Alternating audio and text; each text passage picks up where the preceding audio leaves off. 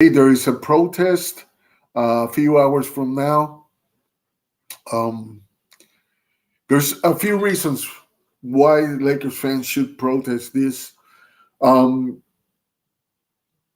we have one move that makes sense since um, since Kobe left, basically, and aside for all the first round picks that we had Kuzma, we had Ingram, we had Lonzo Ball, um, and to bring Caruso from the G League. That's other good moves. If you remember why the Lakers didn't make the playoffs in the first year LeBron was here, wasn't because the team was bad. There was a lot of good depth in that team and young prospects to be stars, which now we see Brandon Ingram. We see Kuzma now in the Wizards.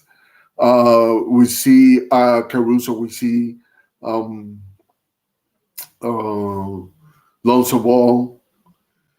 And so we know that team was pretty good in depth. They needed a star, and LeBron James was the star. But what happened is everybody got injured. And everybody got injured right before we were fighting for the third place in the West. So we weren't a bad team. That Laker team wasn't a bad team. It was a playoff team, and it was a playoff team that could have gone pretty far in the playoffs. But the injuries was what got him to not even make the playoffs at the end. So what do we have after that? We trade for Anthony Davis. We trade a lot of picks. Um, and But we got a championship after that. So for some people, that would be a win, and I think so too. But then what happened after was that made um, the Lakers' first mistake after the fact. First off, they saw that trading the whole team got him a championship. It was not the trade, it was the pieces they added. It was the veterans that kept that chemistry going. And LeBron always offers a mini camp to with that purpose too. So what happens after that? Um, the Lakers front office start making moves that make no sense. Never, they try to correct the thing about no having shooters, but the Lakers did have shooters. They had Danny Green. Danny Green had a bad season, but Danny Green is a 40% average 3-point shooter. Um, Kuzma wasn't the greatest 3-point shooter, but he kind of got that down. Um, Caruso wasn't the greatest 3-point shooter, but he connected in clutch. So it wasn't that bad. We didn't have a strong wing defender, but Kuzma took on that responsibility, and eventually he started getting good at it. And then what the Lakers do? They try the formula. They try to bring back um,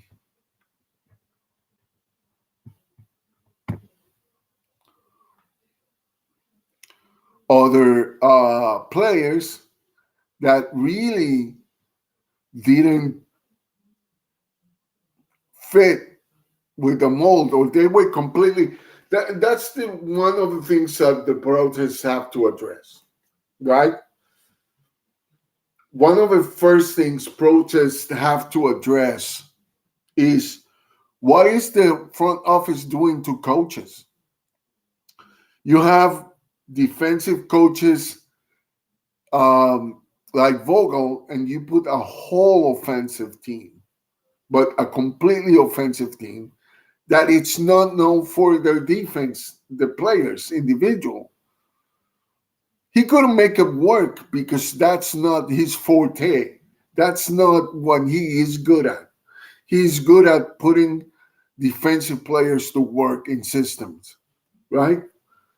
But the Lakers had teams that were balanced, but in two of the seasons, these teams had a lot of injuries.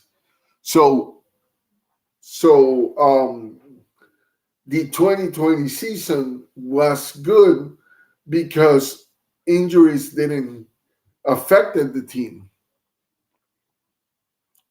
But in the other two seasons, the year after the Lakers won the championship, they had a real shot at the championship, but injuries also prevented them, and that's why they lost to the Phoenix Suns.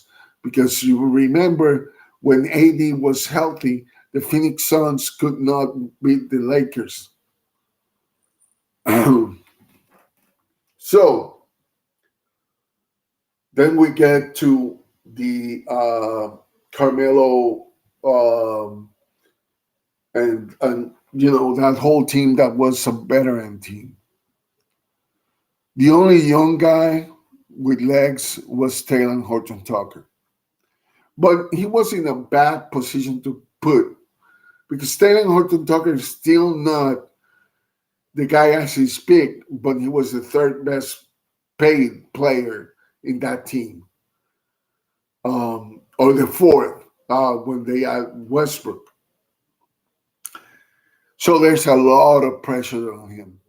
A 20-year-old kid. And he's no Magic Johnson. He's no Kobe Bryant. He's good. So fans turn on him because they are expecting a player with that much, player with that much pay do a lot of damage, a lot of good for the Lakers, a lot of damage for other teams.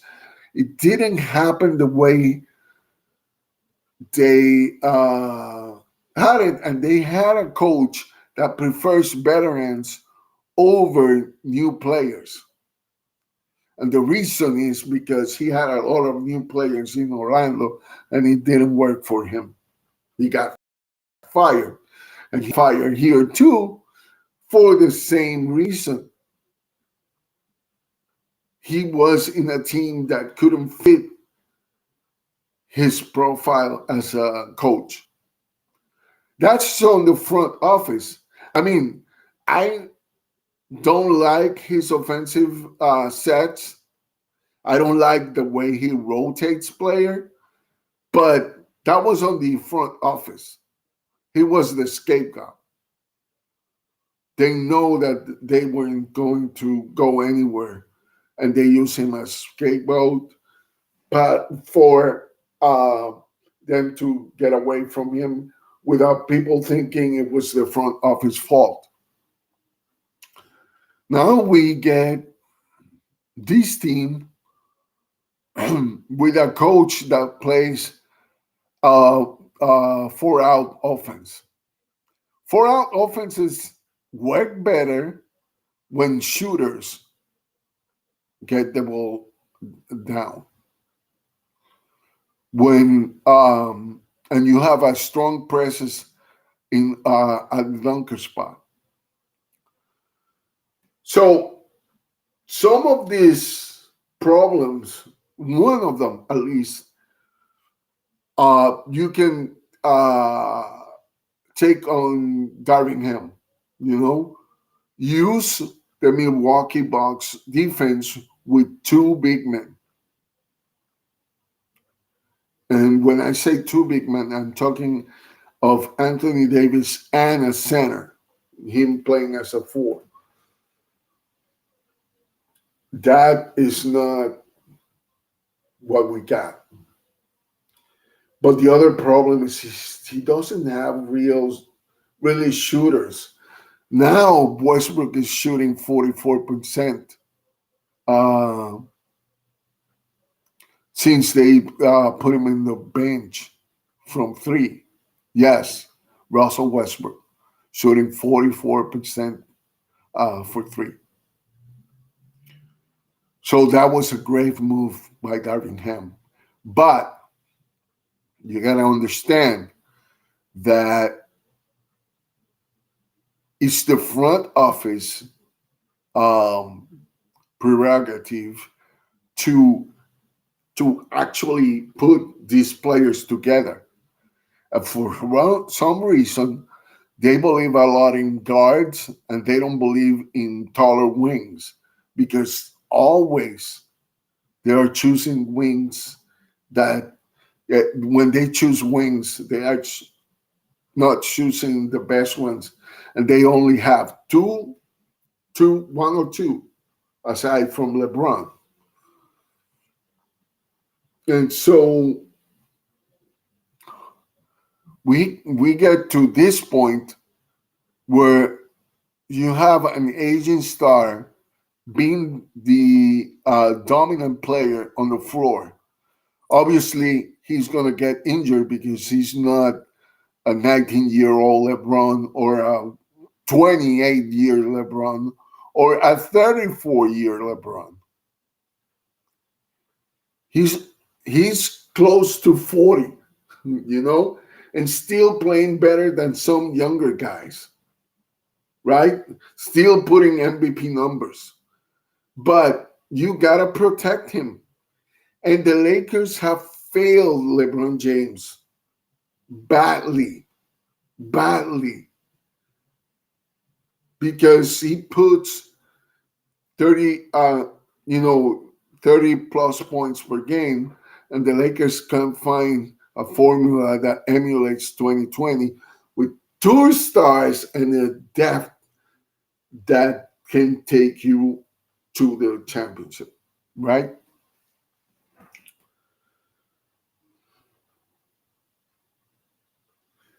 But the main protest point that should be in the protest is that we don't know what identity the front office has. They don't they don't talk to the fans. They don't tell them what they want to do. They want a championship now, but they don't want to get the rate of the picks. They don't want to rebuild, but they don't want to blow up the team. What is it? What is it at this point? What is your plan? You don't like the Miles Turner uh, deal? Why? You need a big man right now.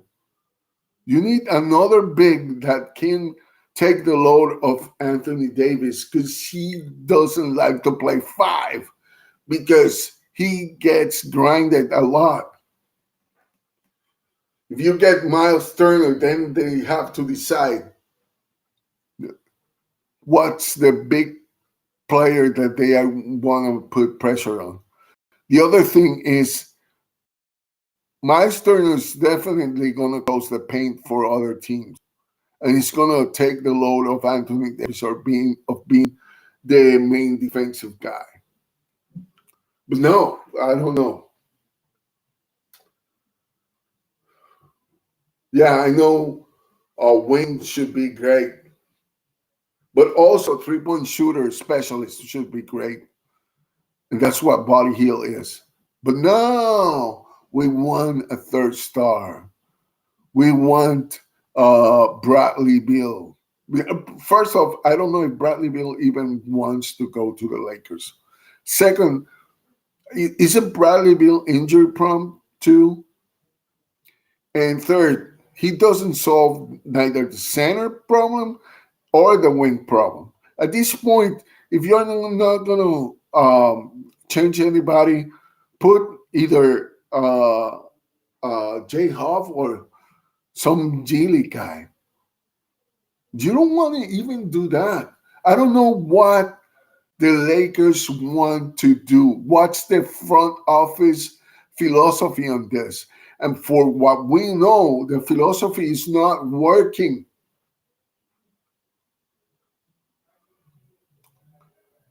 I have to go to an appointment with my team, right? But I just want to get this straight. Like, there is a reason to protest. And I know fans from other teams would think that we're jaded and all that kind of stuff. There's a reason why the Lakers have 17 championships, right? And I applaud people that are passionate about their team, whether they have 17 championships, whether they have no championships, even those who have no championships. I respect a lot, the hell a lot of you.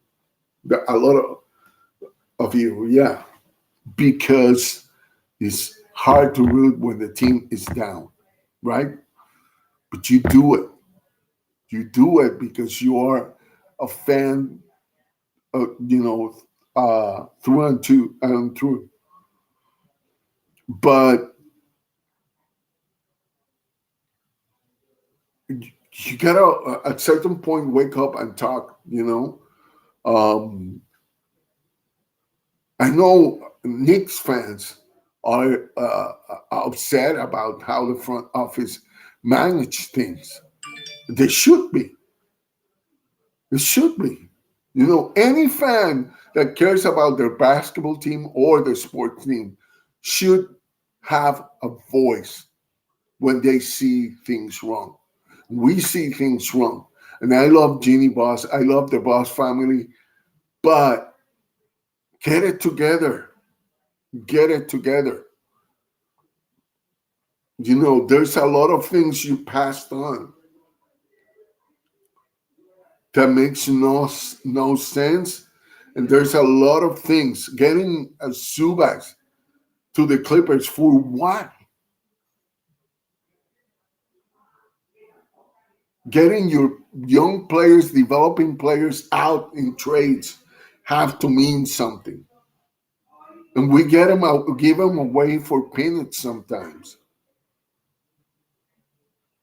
So we gotta step up. Front office, we are asking you to step up.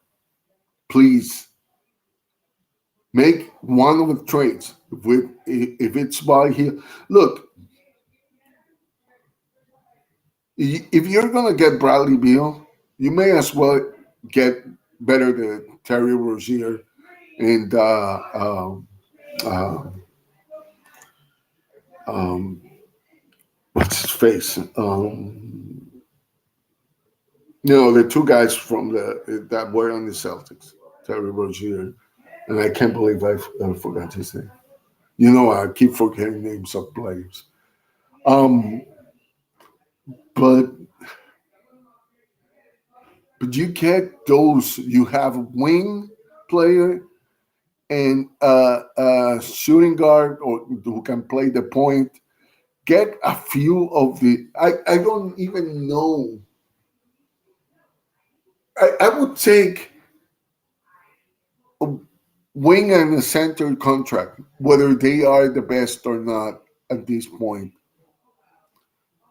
And I would try to trade guards for something else. Teams that need shooting guards or need specialty guards. I don't know if training, like, obviously,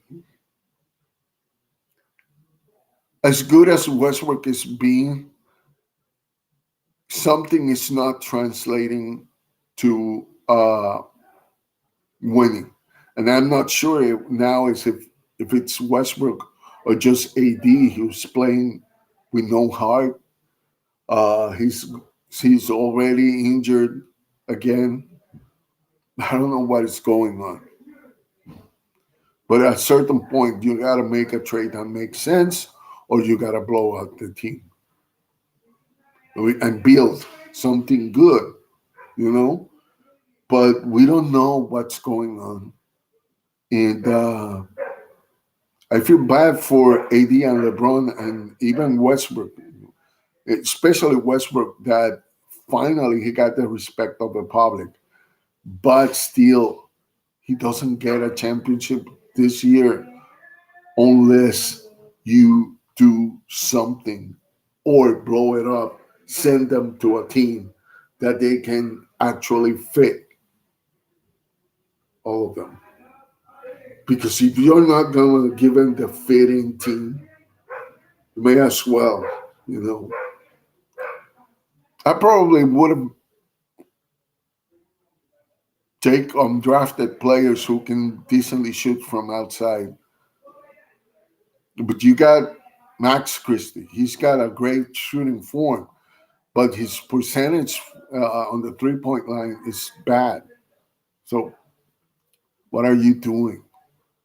You know LeBron needs shooters. You know Westbrook needs shooters. You know AD needs shooters, and you don't give them to them. I just don't understand. I just don't understand.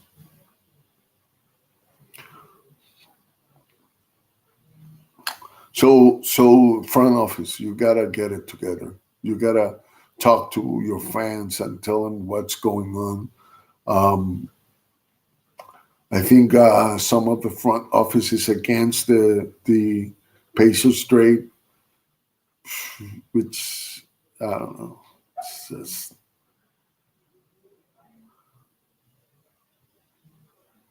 and then the Lakers. Somebody said I don't know if it's the front office that leaked it out. They wanna Mo Harkless. How is that gonna help on the offense? Mo Harkless is a good defensive player, but his 3 point shot is suspect, and I don't know. It makes no sense. Like I think you're building a team for the '90s, where an average team, I may say, for the '90s.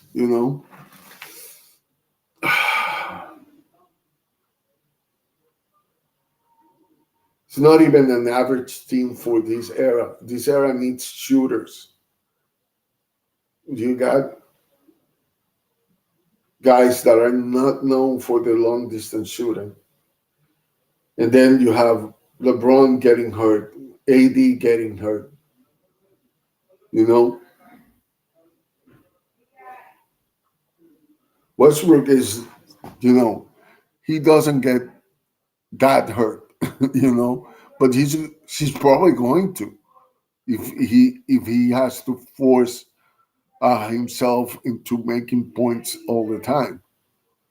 I don't know. It just feels. I feel bad for Darvingham because I know he's gonna get hit for something that he's not has no control of.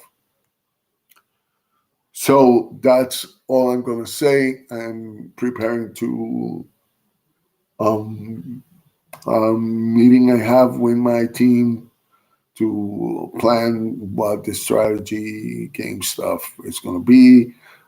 Check out some of the new players I'm going to have, and that's it for now. All right, take care of each other and yourself, and go Lakers. Bye bye.